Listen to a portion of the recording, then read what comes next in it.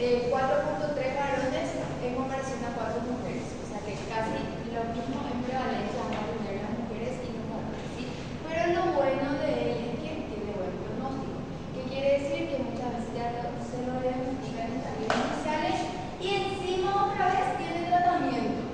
Y la mayoría de las veces el tratamiento es quirúrgico. Y con una simple cirugía ya está solucionada la enfermedad, ¿sí? Como le digo, ocupa el tercer lugar a nivel mundial en incidencia, ¿sí? Pero en comparación afecta más a los hombres otra vez, ¿verdad? Aparece más o menos en una edad media pasó los 50 años, pero hoy en día ya se ha visto también una tasa aumentada en menores de 50 años. Porque esta es una enfermedad que va muy relacionada a un síndrome familiar, que hoy vamos a aprender también quiénes son los síndromes familiares. A nivel mundial tenemos que 10.3 millones de varones se le diagnostican prácticamente todos los días algún tipo de cáncer, y de ellos ocupa el tercer lugar dentro de este grupo masculino. Y las mujeres 9.6 millones prácticamente. Se dice que tenemos un cierto grado ¿cómo se dice?, de defensa gracias a los niveles estrógenos que tenemos las mujeres. Entonces por eso es que 1 millón de mujeres no somos diagnosticadas, pero igualmente tenemos cánceres que son muy peligrosos y altamente mortales. El otro motivo también es, por ejemplo, las mujeres consultan más, entonces son diagnosticadas en mayor cantidad en comparación a lo que son los varones. Pero igualmente en incidencia es igualito en ambos sexos, porque también ocupa el tercer lugar en la mujer. Y bueno, y anatomía otra vez. Esto es muy importante conocer porque los síntomas van a decirnos, por ejemplo, el tipo de sangrado que vamos a tener nos va a ir diciendo indirectamente hacia dónde está viniendo esa masa que está sangrando. Por ejemplo, tenemos el intestino grueso, en total más o menos mide como 2 metros. ¿Sí? El intestino grueso estamos hablando. El intestino delgado, saquemos el delgado. El intestino grueso se divide en el intestino derecho e izquierdo. El derecho prácticamente va hasta el ángulo esplénico y desde el ángulo hepático, y desde el transverso hasta la ampolla rectal prácticamente se considera izquierdo. O sea que todos los tumores que aparecen del lado derecho van a ser cirugías, ¿verdad?, que comprometan probablemente solamente el nivel intestinal y un poco de lo que es bilio hepático, bilio pancreático, dependiendo del nivel de inflamación, porque la vascularización y el sistema linfático va relacionado más a las partes biliares, ¿sí?, del lado derecho. Del lado izquierdo, sin embargo, ya es solamente intestino, o sea, relacionado a lo que es la arteria mesentérica superior e inferior, la irrigación y la vascularización y el drenaje linfático solamente compromete al órgano. Prácticamente en ese tipo de cirugía lo que puede ser comprometido si hay invasión es el ángulo esplénico, o sea que va a haber necesidad probablemente de una cirugía con extracción del ángulo. ¿Sí? Entonces por eso es que anatómicamente se lo divide en un derecho y un izquierdo, dependiendo de dónde se presenta el tumor, vamos a tener tipo de cirugía también en este tipo de enfermedad de cáncer. El calibre, a medida que se va alejando, el calibre es más pequeño. ¿Qué quiere decir eso? Que a nivel del ciego va a ser un poquito más ancho que a nivel del recto, ¿sí? 7.5 aproximadamente a nivel del ciego, y a medida que va avanzando vamos a 5 o 4.5 luego a nivel del recto. Y la irrigación. La irrigación está por la mesentérica superior y la mesentérica inferior. Y cuando se une una de las ramas, que es la cólica media con la cólica izquierda, va a formar lo que se conoce como el arco de Riolano. Es el arco que más tenemos que cuidar, porque en una cirugía, si nosotros afectamos el arco de Riolano, ¿qué vamos a hacer? Vamos a necrosar todito el lado izquierdo del intestino, ¿sí? Y ustedes saben que disminuir mucho la superficie intestinal que lleva a enfermedades como síndromes de malas absorciones, enterocolitis, vienen otras enfermedades benignas asociadas, pero que puede ser altamente mortal, ¿sí? No, podemos curarle un cáncer, pero podemos agregarle otras patologías asociadas que al final otra vez empeorar el pronóstico a largo plazo. Entonces es muy importante conocer la anatomía. ¿Cuáles son los factores de riesgo? Cuando nosotros hablamos de colon, parece que pensamos siempre en abuelos, personas adultas que tienen estreñimiento crónico, que arrastran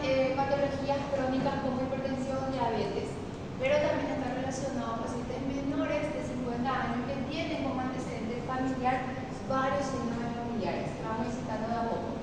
Se habla que el 80% se relaciona más a los que tienen un antecedente familiar y a medida que van sumando antecedentes van subiendo más la prevalencia de que tenga el cáncer. También está muy relacionado a las vitaminas, que prácticamente hoy en día el boom del momento es la multivitamina, ¿sí? No sé si escuchan que la vitamina C, el megadosis de vitamina C del suelo se hace bastante, pero como les dije una vez, no reemplaza el tratamiento oncológico, ¿sí? Mejora la inmunidad, prepara el cuerpo, el sistema inmunológico, pero no reemplaza el tratamiento oncológico. ¿Qué quiere decir eso? ¿Le puedo indicar vitamina C a mi paciente? Claro, megadosis y en suero, si quieres, 2-3 veces a la semana, pero no es un tratamiento oncológico. No reemplaza el tratamiento oncológico. No le ilusionen a su paciente que con reforzar su sistema inmunológico a través de la vitamina C, megadosis de vitamina C, van a mejorar el cáncer de la paciente.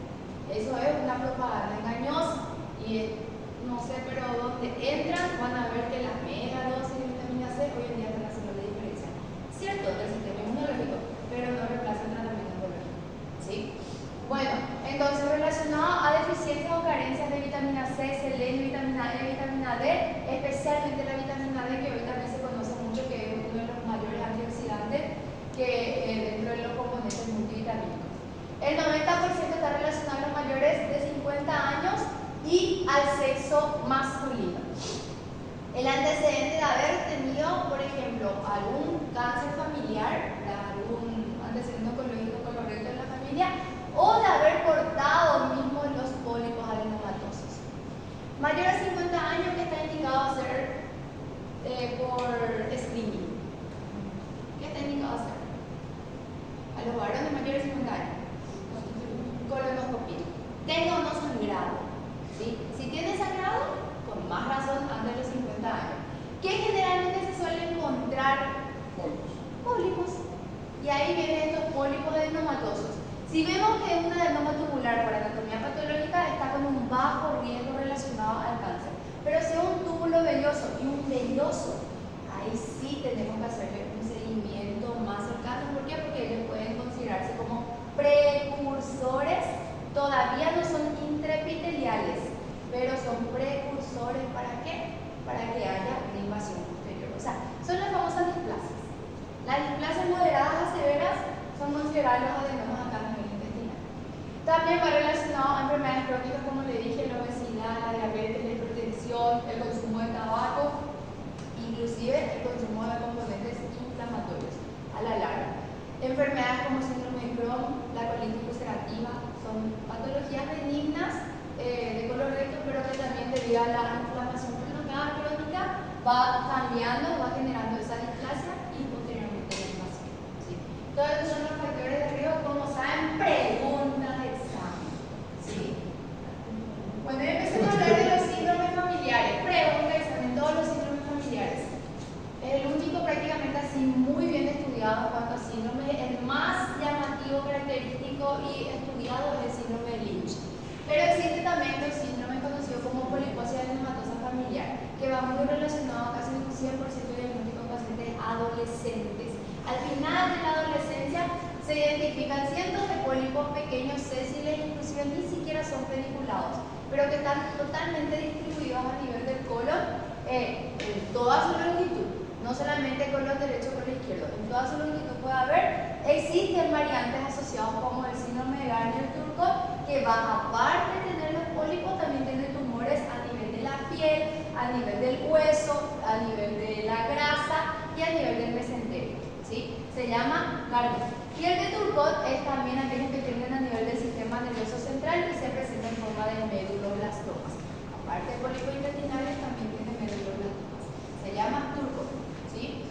Bueno, la mutación es germinal. ¿Se acuerdan de mutaciones macroscópicas, microscópicas, germinales y somáticas? Bueno, en este caso es germinal, por ende se presenta mayormente al final de la adolescencia.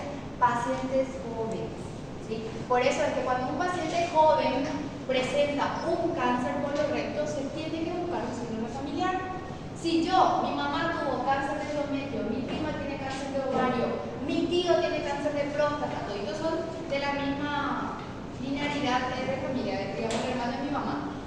Mi papá de repente tiene cáncer de próstata, tengo que buscar una enfermedad familiar, un síndrome familiar, teniendo tantos antecedentes de cáncer. ¿Por qué? Porque hay la enfermedad relacionada a diferentes tipos de tumores que me pueden dar una enfermedad familiar como el cáncer colorectal a temprana edad.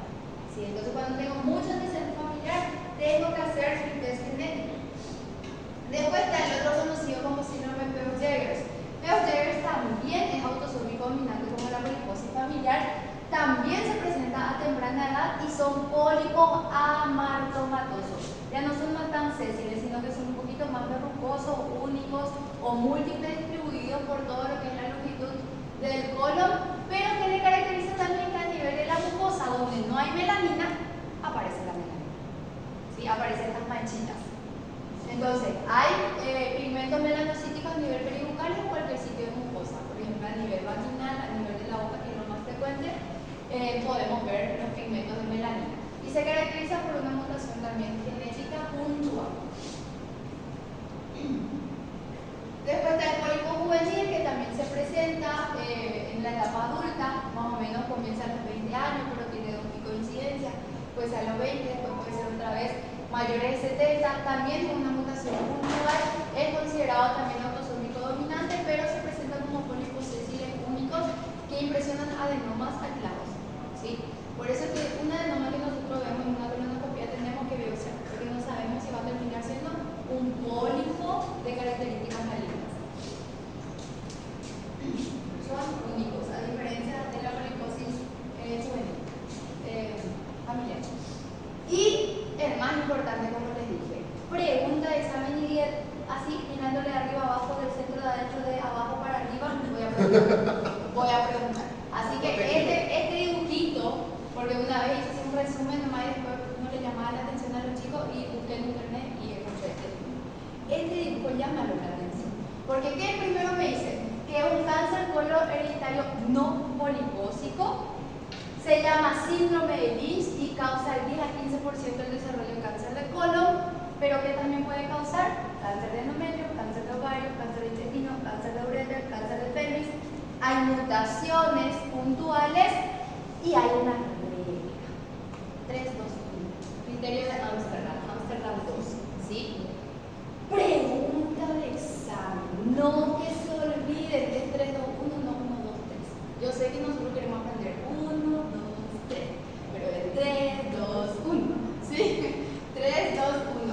¿Qué significa? Que mínimamente tengo que tener 3 familiares que hayan tenido algún tipo de enfermedad relacionada al síndrome de Lynch, que sea 2 generaciones sucesivas, o que uno de los familiares sea de primer grado o uno de los familiares diagnosticados antes de los 50 años. ¿Sí? No se van a equivocar. Si le pongo al revés, no se van a equivocar. Desses critérios já é síndrome de Lynch, ou precisa ter tipo 2 ou mais? Por lo menos 2 o más. Tiene que tener. Sí, por eso el 3, 2, 1. Tiene que tener estos criterios. Bueno, el screen generalmente, si yo tengo uno de estos antecedentes familiares, ¿sí? Necesito hacerte el screen, una averiguación endoscópica versus colonoscópica desde los 18 años. ¿Está bien? O sea que por eso es que es importante que nosotros sepamos los antecedentes de nuestra familia, nuestro árbol genealógico que tenemos que saber.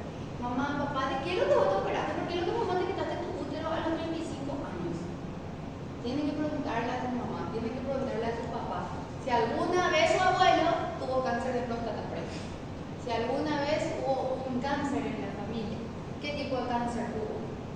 Esa cosa nosotros no nos preocupa, pero debería. ¿Por qué? Porque podemos evitar muchas cosas que después llegar a los 50 años vamos a encontrar. ¿Sí? Bueno, ¿cómo son glándulas? Entonces el tipo histológico más frecuente tiene que ser adenocarcinoma. ¿Sí? Tubo digestivo, no en su cabeza metan adenocarcinomas. En un 90% de adenocarcinomas, pero también puede haber otro tipo histológico como el sarcoma Kaposi, linfoma no-Burkiiniano. Puede haber los carcinomas de células pequeñas conocidos como células claras y los carcinoides que son también características del intestino grueso y delgado. Y los casos metastáticos que pueden venir de gástrico, ovario, de otros sitios como vejiga, pueden venir también de esos sitios. Bueno, entonces, adenocarcinoma. El sarcoma de Kaposi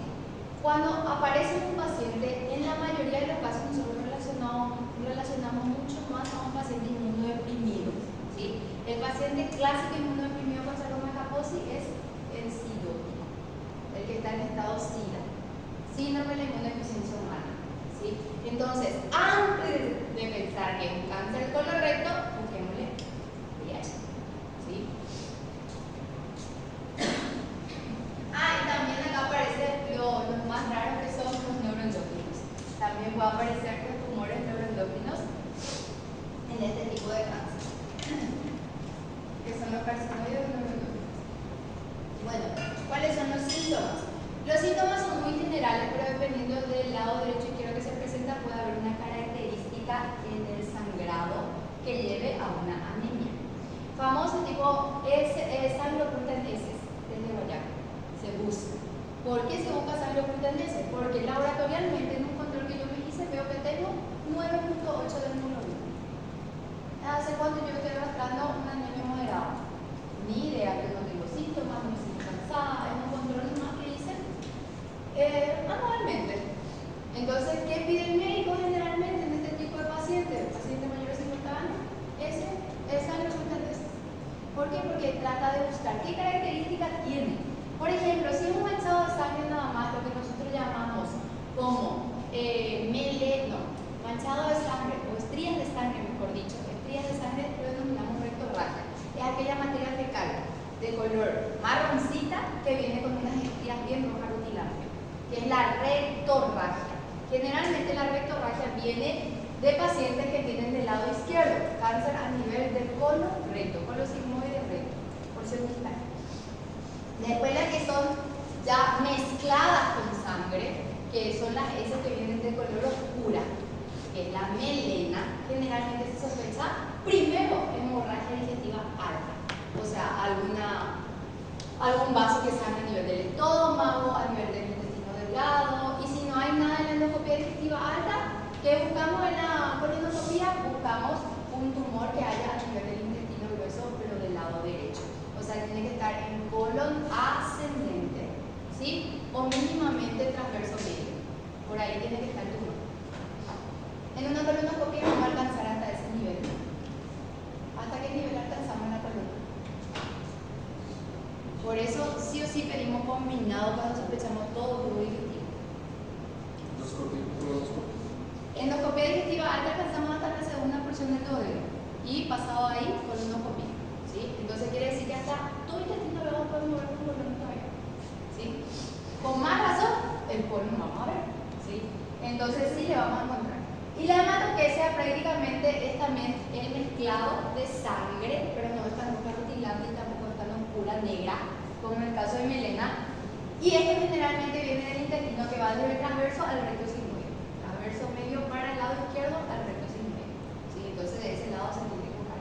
Dependiendo entonces de la característica del sangrado y el tipo de anemia, el provocado por el sangrado, nosotros vamos a ir a buscar y sospechar de a qué nivel se encuentra el cáncer en todo el trayecto del colon. Pero ¿cuáles son los síntomas así que tienen casi todos los pacientes? Dolor abdominal intermitente o vago, pérdida de peso, saciedad temprana y cansancio. Saciedad temprana se da mucho más lo que están a nivel del ángulo esplénico. ¿Por qué? Porque genera, aparte que crece, genera una compresión a nivel del estómago. Entonces, como que sienten que ya cargaron todo y ya no puede pasar más la alimentación. Es por efecto compresivo. A nivel del colon sigmoide recto podemos encontrar más estreñimiento, disminución de calibre en las heces que hace que las heces salgan en forma de lápiz, finito. Y los tenemos rectales. Vamos a encontrar a nivel del colon sigmoide recto. Y los menos frecuentes, cuando las tumoraciones tienen mucho espacio para crecer, por ejemplo, como en el transverso y en el colon ascendente, vamos a tener síndrome de obstrucciones e inclusive puede haber perforación y causar una peritonitis. Hay pacientes que con un abdomen quirúrgico se le descubre un tumor, ¿sí? Y pasa muchísimo eso. Y los casos más inusuales, pero por patología oncológica, es la trombosis venosa profunda, que ustedes tienen que saber que todos los cánceres tienen alto porcentaje de trombosis, alto porcentaje de coagulación. Entonces va a haber trombosis venosa profunda, puede haber proteinuria con intervalo nefrótico o puede haber una bacteremia o un tipo de germen que está a nivel intestinal, que es el bovis, Streptococcus bovis. Doutora, sobre as melenas, elas podem ser de cólon ascendente ou como primeiro?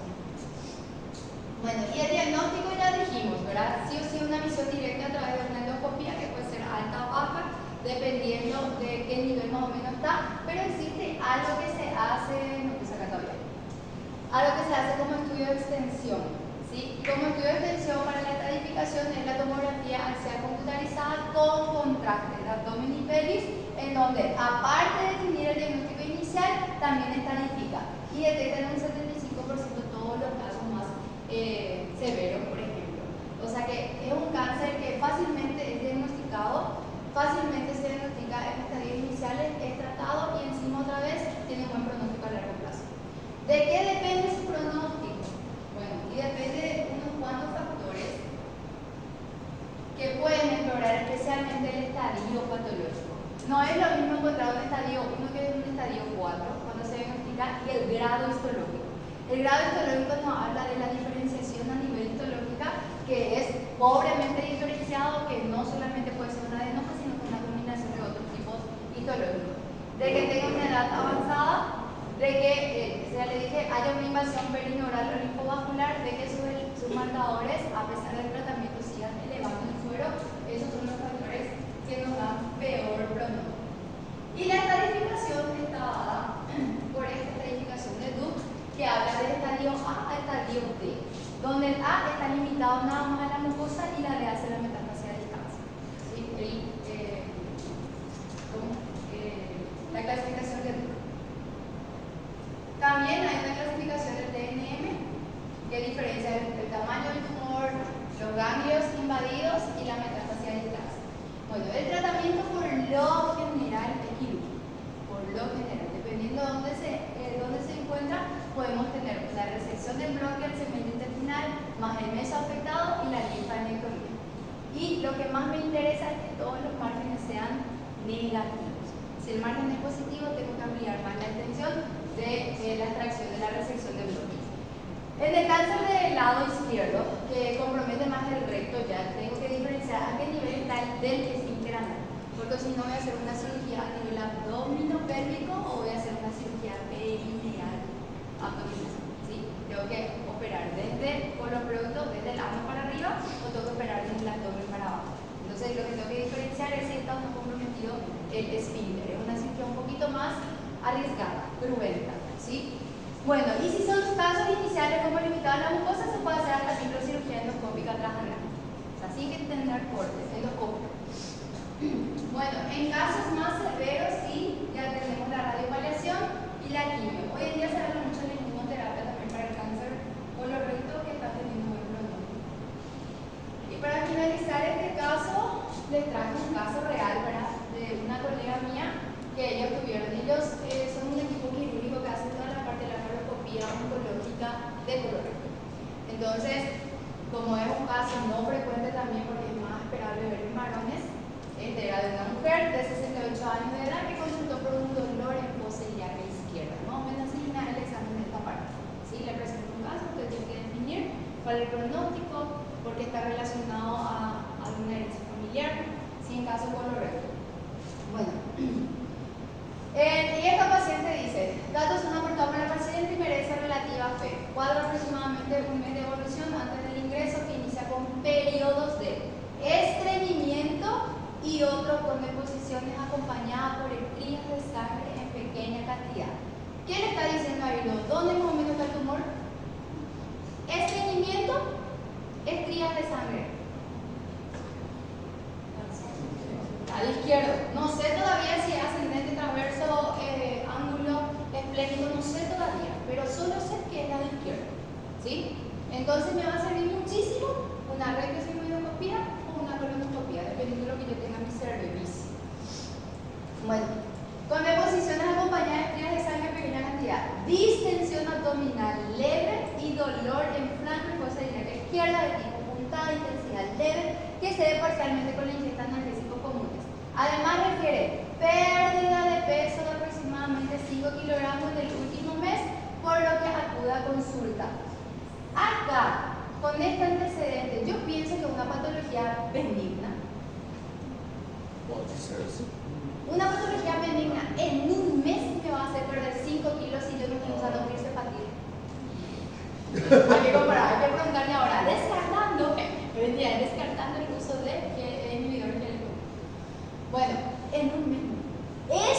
a mí ya me hace pensar en algo que no es bueno. Ahora, otra cosa es que me diga 6 meses, 8 meses que ya perdió 5 kilos. Cualquiera pierde 5 kilos haciendo ejercicio, dieta en ese tiempo, pero en un mes, en una mujer de 68 años que se supone que ya no tiene nivel estrogénico y el estrógeno que favorecía al uso del colesterol, disminución de grasa, pero ahora ya es menopáusica, no tiene estrógeno. Sí, no es fácil perder para una mujer pasado llegado a la menopausia peso, más bien gana peso, no pierde. Bueno, niega náuseas, vómitos, fiebre y otros síntomas acompañantes. ¿Sí? Como área, miren cómo su área refiere periodo de estreñimiento desde hace 7 meses con dolor abdominal leve. O sea que es considerado un estreñimiento crónico. O título progresivo de dificultad. No, dependiendo, viste que de dónde está la inervación por el tipo de dolor. Pero como son órganos huecos, generalmente los órganos huecos tienen un tipo de dolor cólico. Es un cólico que viene y va. Bien, no, ¿sí? Esta puntada no es luego lo normal, encontrar una distensión abdominal tipo puntada. Son cólicos que vienen y van. Seria mais por peritonitismo, que vai fazer essas pontadas. Sí, porque está distendido y encima está trancado a un nivel. Por eso nomás le da ese tipo de puntada. Bueno, a la inspección. ¿Ven cómo se prepara un caso clínico? El AEA está demasiado bien como para que yo me ubique en donde estoy. Como presentó como presidente, ¿verdad? De primer año de cirugía. Al examen físico. A la inspección estática, abdomen globuloso a expensas de tejido celular subcutáneo, simétrico, cicatriz umbilical invertida, piel de coloración normal con estrías atróficas, con cicatrices de trócares, sin circulación colateral. A la inspección dinámica, orificios herniarios aparentemente libres. O sea, leer una historia de un cirujano es demasiado adulto cuando hacen así toda la descripción abdominal. A la palpación superficial, temperatura y sensibilidad conservada. A la palpación profunda, abdomen blando, depresible, levemente doloroso en fosa ilíaca izquierda, sin defensa muscular ni irritación peritoneal. No se palpan visceromegalias, puño percusión negativa bilateralmente. A la percusión, sonoridad conservada en todos los cuadrantes y en la ocultación, ruido hidroaéreo conservados. O sea que, ¿qué me está descartando acá? Uno, un abdomen agudo quirúrgico. ¿Yo me tengo que apurar hoy por meterle a operar a este dolor? No. Me descarta, sin signo de irritación peritoneal ni defensa. Yo sé que el problema está en el abdomen, porque el motivo de consulta fue dolor en fosa ilíaca izquierda. En una mujer, ¿qué puede doler en fosa ilíaca izquierda? Primero, luego, algo ginecológico. Pero tiene 68 años, descarten ya todo lo estético. Solamente lo ginecológico piensa. ¿Qué puede doler en una mujer?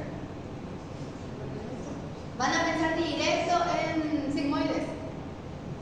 No. ¿Qué van a pensar en una mujer? Uréter, infecciones de vías urinarias, tracto urinario, ¿sí? Cólico ureteral, muy bien.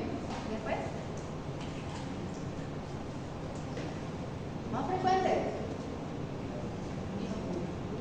el mioma duele, generalmente no duele, pero como vieron ayer un caso cuando es subseroso y causa compresión extrínseca, puede doler, en ese caso. Dolor leve, así como la característica de esta mujer, se puede pensar. Casos crónicos que pueden aparecer en una mujer, pero es algo ginecológico, ovario, trompas, uréter, sistema ureteral, y en última instancia se piensa en intestino, tubo digestivo, porque el lado izquierdo. Si fuera el lado derecho, apéndice primerito y después pensamos en lo ginecológico, ¿sí? Bueno, entonces esta mujer tiene una historia de más o menos que pasó recorriendo el hospital 3 a 4 meses desde el área ginecológica hasta llegar a un cirujano general, ¿sí? Esto obviamente es un caso que me pasaron a mí porque yo no hago la parte de cirugía general, pero era un caso que por eso les conté. Entonces, ante la clínica, el examen físico, la anamnesis en sí de la paciente, ¿qué se le pide primerito? Colonoscopia. Primerito lo sospecharon, intestino del lado izquierdo. Bueno, ¿qué dice la colonoscopia? Primero no era una mala preparación intestinal porque no hubo pasaje del contraste.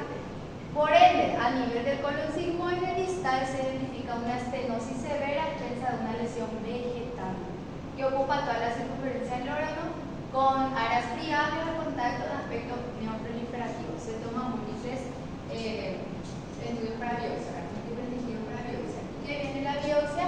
Viene el fragmento de adenocarcinoma moderadamente diferenciado, o sea que un neurotónico tipo 2, ligeros, moderadamente diferenciado, y se observa además toda la zona de necrosis, hemorragia que puede presentar las masas que crecen y pierden y requieren de mucha oxigenación. Por ende se le hace una tomografía. En la tomografía lo primero que nosotros evaluamos es el tórax, abdomen y pelvis. ¿Qué nos interesa el tórax? Donde más va a hacer metástasis es a nivel del mediastino y a nivel de las adenopatías. Adenopatías no existen, todos los ganglios están negativos a nivel del tórax. Después, ¿qué nos interesa a nivel de abdomen? ¿Cómo está el hígado? ¿Sí? Donde va a ir a sentar es hígado, peritoneo, ganglios, por sus sistemas de drenaje y los patrones de diseminación. Todos los tumores tienen 4 patrones de diseminación, pero uno es el más frecuente. ¿Sí? Por ejemplo, la diseminación es hematógena, la diseminación es linfática, la diseminación es transperitoneal y la diseminación es contacto directo. ¿Qué significa eso? Que si yo tengo un tumor que invade la mucosa, puede directamente invadir la serosa. Diseminación directa. Si yo tengo un tumor que tiene un drenaje alto linfático, su primer ganglio, el primer nivel de ganglio va a estar comprometido por su diseminación linfática. Si yo tengo un tumor que tiene una diseminación hematógena, su primera diseminación va a ser hacia donde hay más sangre, hígado, y también puede ir hacia los pulmones, ¿sí? Cuando es hematógena.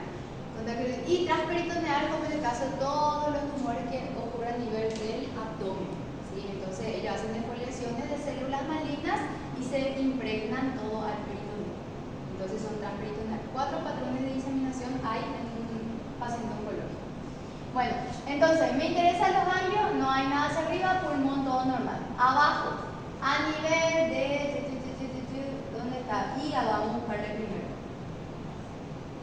Hígado. Heterogéneo a expensas de 2 imágenes nodulares hipodensas que miden 30 y 15 milímetros de diámetro, situadas en el segmento 2 y 5 respectivamente.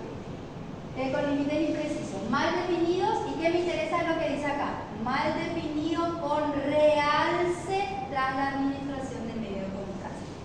¿Qué me puede decir ahí? ¿Quién realza un contraste? Las neovascularizaciones. Si yo tengo un paciente con alta sospecha oncológica, esos nódulos hepáticos que yo veo y tienen realce, ¿es o no una metástasis? ¿Es o no una metástasis? ¿Y qué tiene el hígado que no tiene el resto? Mucha vascularización de por sí. Entonces, ¿qué puede ser? Hemangioma también. Generalmente en el hígado tienen que tener muchísimo cuidado. Si no están sueltas el globo, 1 o 2 nodulitos, no me hace sospechar de que pueda ser una metástasis. Tengo que biopsiar primero para confirmar. Sí, por decir nomás, si ahí está 2 nodulitos y realza contraste, yo no puedo decir que sí o sí va a ser metástasis. Porque puede ser hemangioma y que no tenemos que biopsiar al hemangioma. Porque si queremos darle una función a ese vaso, ¿qué va a pasar? Se va a desangrar. Como un organismo vascularizado, shock hipovolémico no puede ser por una biopsia. ¿Sí? Entonces hay que tener mucho cuidado y cautela en este caso. Ahora, si decía que había múltiples imágenes nodulares que realzan contraste, es metástasis. ¿Sí? Hasta demostrar lo contrario.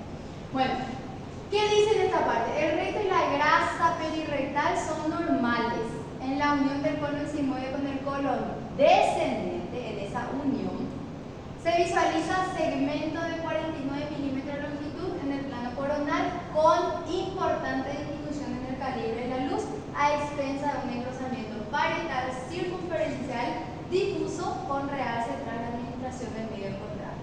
Asociada a la imagen antes descrita, se objetiva una rarefacción en la grasa pericolónica, múltiples adenopatías satelitales, la mayor mide 10 por 6 milímetros. El resto del marco colónico evidencia formaciones diverticulares, aunque sin evidencia de proceso inflamatorio asociado actualmente. Esta característica ya me dice que es un cáncer. Y encima otra vez está en C por ahí. A, B, C, D. Porque C es la invasión linfática. TNM ya es un N1. ¿Sí? ¿Cuánto mide? Aproximadamente 4 centímetros. Entonces va a ser un T2, N1, M todavía dudo de este hígado, pero M0 le puedo poner. ¿Sí? Hasta que yo vea, opere y le tome una biopsia. También a esta mujer como que es del lado izquierdo, primero, no es tan mala fecha, pero primero se le hizo este estudio antes de la colonoscopia. Y en este estudio ya se veía luego opacidad de la ampolla rectal, impresión dilatada con un diámetro de 8.4 centímetros. Se visualiza opacificación del colon sigmoide del tercio distal, con estrechamiento brusco e irregular de la luz y en la unión del tercio distal con el medio del colon sigmoide de 3.4 milímetros de diámetro, con una extensión de aproximadamente 17 milímetros que genera una compresión intrínseca con pasaje al medio en contraste aproximal, porción proximal del sigmoide y colon descendente, a causa de patología ya conocida. ¿Sí? Entonces hay una estrechez irregular en la rectosigmoidografía y este fue la cirugía del tumor. Prácticamente todo esto. Y es mucho más grande de lo que impresionaba también que hablaba en la tomografía. Más o menos tenían como 6 centímetros. Se le extrajo todo lo que es la porción del colon izquierdo, porque miren, vino el sigmoide, vino un poco el ascendente y hasta el transverso medio llegar. Este sería como el transverso medio. Y esto nomás es el tumor, pero era mucho más grande. Estaba comprometida la grasa pericolónica, pero no iba más a la grasa mesentérica. O sea, que si no, ahí sí, hasta iba a comprometer al coronario y tenía que ser una colectomía total. Bueno, y para ir finalizando, ¿le conocen a este muchacho? Chapi, ahora sí se llama, ¿verdad? Él falleció de cáncer de colorectal. Fue diagnosticado prácticamente en el 2016 y 4 años de filmación. En plena filmación, él estaba en una recaída haciendo inmunoterapia. ¿Vieron toda la serie, verdad? O voy a hacer un spoiler acá. Bueno, en la serie él termina muriendo, pero de verdad murió. O sea, la serie se preparó su muerte. ¿Por qué? Porque él estaba en pleno tratamiento inmuno, tuvo una recaída, creo que se sobreinfectó y falleció. Entonces, a lo que voy nomás, que el cáncer no elige. El cáncer podemos tener cualquiera, desde el menos favorecido hasta el más multimillonario. ¿Sí? O sea que no porque tengamos más o menos vamos a tener por accesibilidad al tratamiento vamos a sacar del cáncer. Cierto, vamos a tener más disponibilidad del tratamiento, pero dependiendo de todos nuestros factores de riesgo, de lo que está comprometido, es un tipo joven, creo que falleció a los 40 y algo años. ¿Sí? Tuvo el mal pronóstico de tener un cáncer que tenía altamente recaídas, por eso es que volvió otra vez la enfermedad en el 2020. Progresó, mejor dicho, porque nunca lo tuvo libre de la enfermedad. Él tuvo 4 años de tratamiento. ¿Sí? Entonces tuvo un tipo histológico agresivo, probablemente un pobremente diferenciado. Pelé, Edson, no nacimiento. Pelé, ¿de qué murió? Me van a decir de cáncer con el recto porque tengo que hacer. Bueno, en realidad él murió de las infecciones ya asociadas al cáncer. Pero él también pasó mucho tiempo con esta enfermedad. Cuando la última vez que él se tenía que internar para hacer un tratamiento quimioterápico, creo que le agarró una infección del tracto respiratorio y COVID. 2020, época de pandemia. Falleció por complicaciones respiratorias, pero en pleno tratamiento quimioterápico. Bueno, Cafecito. cafecito y azúcar. Tenemos pan preparado. De un extremo a otro lado, del que es bonito al más feísimo, al que no hay chance si lo vendemos.